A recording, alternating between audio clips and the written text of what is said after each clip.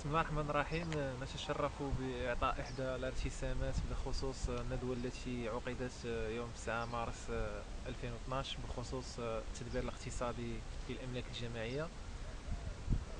بصراحة دازت الندوة في مستوى لائق جدا، حيث اكتشفنا من خلالها عدة ملاحظات ونقاط مهمة، سواء تعلق الأمر بالجانب الاقتصادي بتنظيم قانوني للأملاك الجماعية أو بالمحددات التنظيمية لواقع الأملاك الجماعية بالمغرب.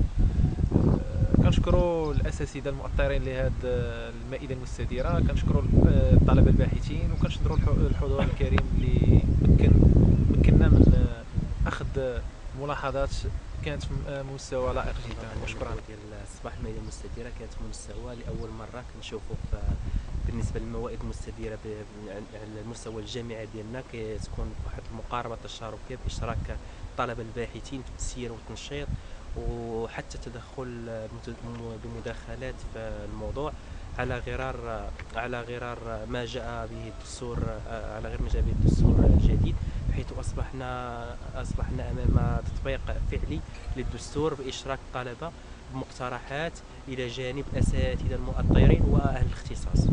شكرا. بسم الله الرحمن الرحيم.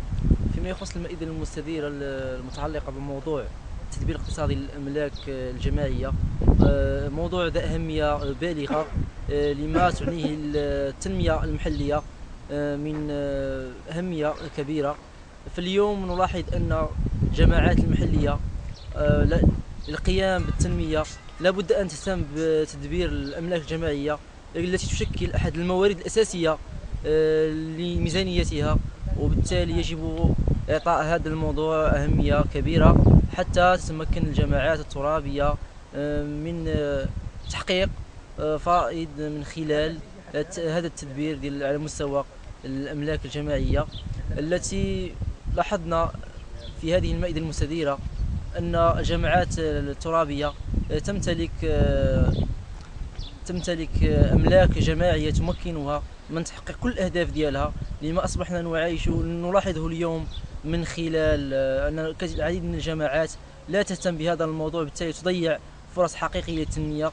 لا بد الاهتمام بموضوع ديال استغلال الأملاك الجماعية من خلال عقلانته ومن خلال تدبيره المحكم ومن خلال إرساء مبادئ الحكامة على مستوى تدبير هذا الموضوع اللي يتعلق بالتدبير الاقتصادي للأملاك الجماعية.